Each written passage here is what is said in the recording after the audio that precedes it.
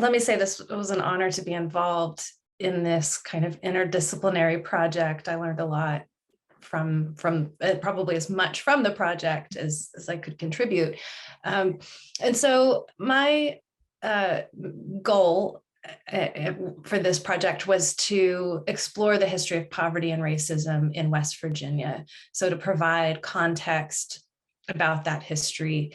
And I started in the 1870s with the founding of West Virginia, although easily could have gone back further, but that's where we decided to start. And then went forward from there.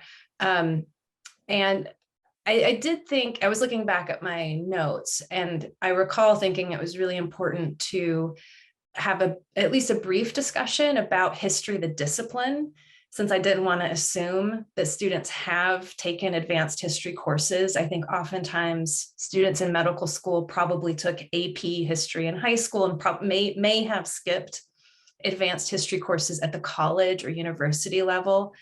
And so there's a big difference between the history they would get in high school and the history they would get in college. So I wanted them to understand that difference, largely that history is not simply a list of facts that we memorize, but it's a critical analysis of events, people, institutions, including the medical system in the past up to the present. And often our job as a historian is to understand how those systems have changed over time or what has stayed the same and why. So to critically analyze those things. And also, as I think importantly for this group, to think about how the legacies of the past inform our present. And so as a historian, I think a lot about institutions and systems and governments and politics, and think about how those things operate, who creates them and why, how power operates in those systems and how they impact everyday people. And for this group, in terms of thinking of medical practitioners into today, like working today, I think it's important that they understand those systems, in part because the only way to undo them is to understand them on that scale. So so that I just wanted to say, like, understanding history itself as a discipline is important, but for the purposes of my lecture, I talked about, as I said, West Virginia starting in 1870, and that post 1870s, we see the expansion of industry in West Virginia and the rise of the system of Jim Crow laws. And so we can see both how class and racism operated in West Virginia, how the state came to be poor, and how that's bound up also with a legacy of policies that were white supremacist. So I provided examples across time to show how legal and social structures deepened both racism and poverty in society. And I talked through a few moments or events in West Virginia's history where we can see those systems in play. So for instance, I talked about the Hawk's Nest disaster, which is an industrial labor disaster in the early 20th century that primarily impacted Black workers who were put in the most dangerous jobs and then had the least access to healthcare. So we can see how working class Black people experienced that industrial disaster and the response by government, which was essentially to ignore and downplay what had happened. And so that's one example, but I talked through several other events and also talked through some concepts. So I talked about racial capitalism, structural racism, building on the previous lecture the students had about structural determinants of health. And I talked about environmental justice in Institute, West Virginia, which is part of the Chemical Valley. So with all of those, having like a I had a timeline that showed students how laws were created across time, also movements to change those laws. So like the civil rights movement and the labor movement. So students could kind of have a visual so they could see how policy is being created and how it might impact people. But then also have some really concrete examples where we can see these things coming into play.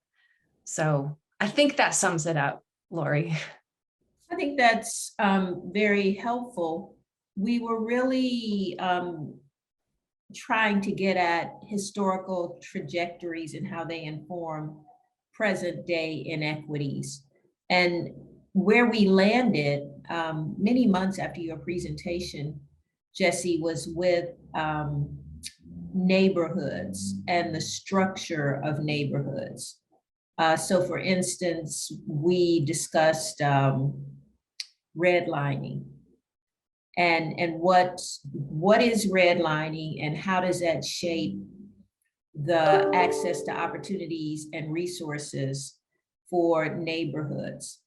And so when you spoke of the different historical occurrences in West Virginia, we wanted to connect that to present day inequities and access to food, access to jobs, and access to maybe high quality educational systems.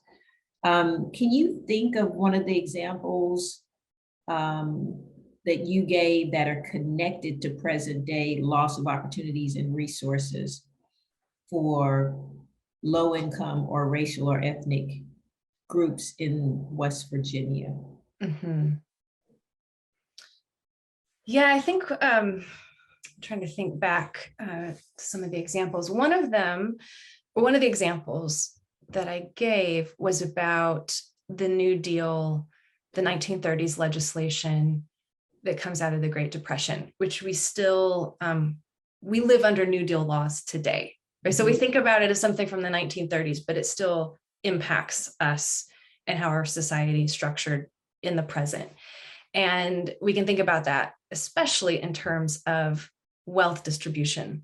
So I talked about that specifically in West Virginia because one of the first New Deal programs was to resettle coal miners in Scotts Run, West Virginia, who were experiencing unemployment at high rates as coal declined in that community, or as production declined.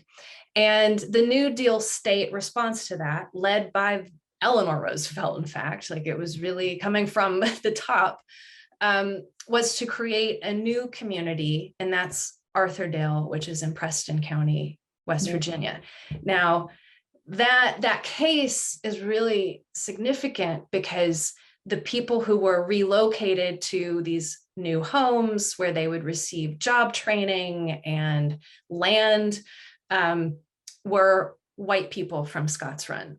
Okay. And Black workers and non-English speaking immigrants, or at the time they called them unassimilated immigrants, were not given that opportunity to move to Arthurdale. And so today, if you go to those two communities, you can still see the impact of that.